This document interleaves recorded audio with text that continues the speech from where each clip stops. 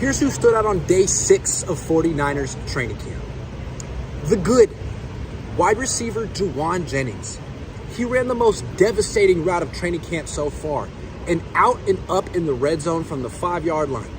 He was facing Isaiah Oliver, who fell for the quick cut to the outside. When Jennings caught the ball in the back of the end zone, he was all alone. The 49ers use him like a skinny tight end, particularly in the red zone, and he's a better route runner than George Kittle. Defensive tackle Javon Kinlaw. He's playing zero technique nose tackle during one-on-one drills and having success because he's facing centers one-on-one and dominating them with sheer size and power.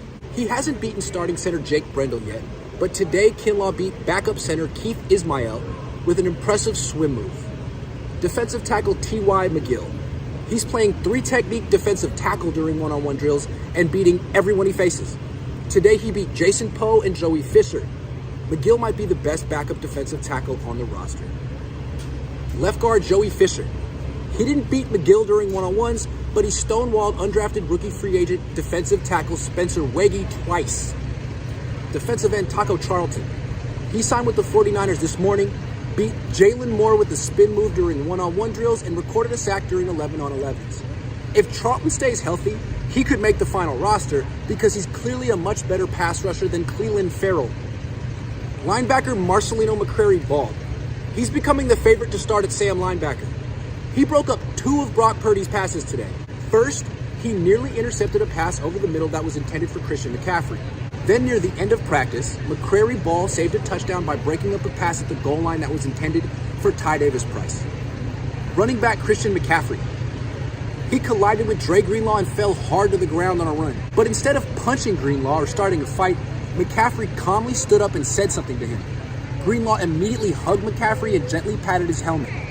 I like to imagine that McCaffrey politely told Greenlaw to never, ever knock him over during practice again, and Greenlaw pinky promised that he wouldn't. Defensive end Nick Bosa. He still hasn't bothered to show up for training camp. He's in Florida working out at his home gym, which normally would be bad, but Bosa has proven he trains better at home than he does with the 49ers. Perhaps missing training camp will benefit Bosa by allowing him to conserve some energy for the end of the season. Remember, last season he ran out of gas before the playoffs began. The not so good. Deebo Samuel. He fumbled. Isaiah Oliver punched the ball out of his hands.